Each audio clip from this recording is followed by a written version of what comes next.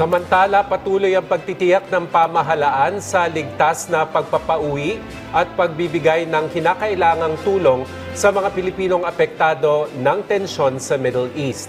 Kagabi, dumating ang unang batch ng mga OFW na humiling ng repatriation mula sa pamahalaan. May report si Isaiah Mirafuentes.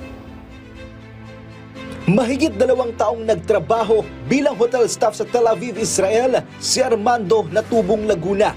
Kwento niya, ang gulo ngayon sa Israel ang pinakamalala niyang nasaksihan. Mas malala pa raw ito kumpara sa hidwa ng Hamas at Israel na nagsimula noong Oktubre taong 2023. Pinakagrabe ito, sir. Pinakagrabe na na-experience ko na hidwaan ng dalawang bansa.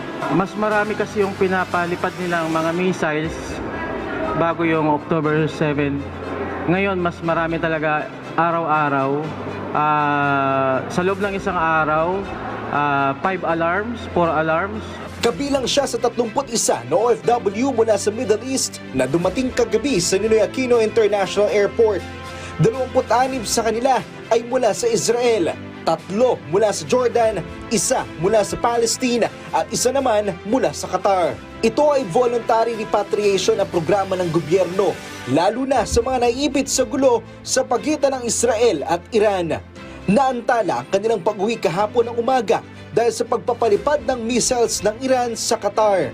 9 na oras na naghintay sa Doha Hamad International Airport ang mga repatriated OFW.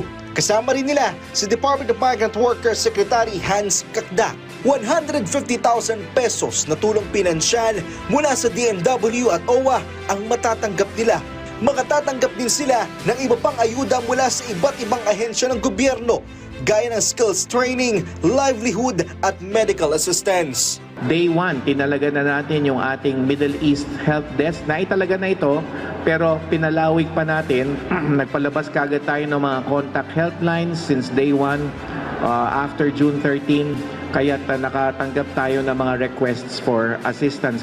Base sa Embahada ng Pilipinas sa Tel Aviv, mahigit 30,000 Pinoy ang nasa Israel. Pero nasa mahigit 300 pa lang ang humiling ng ma-repatriate.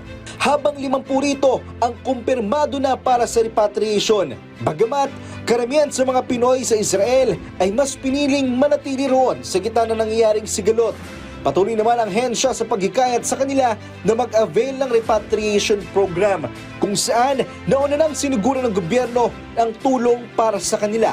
Ayon naman sa OWA, may 50 OFW na nakatakdang bumalik sa Pilipinas sa June 26 or 27.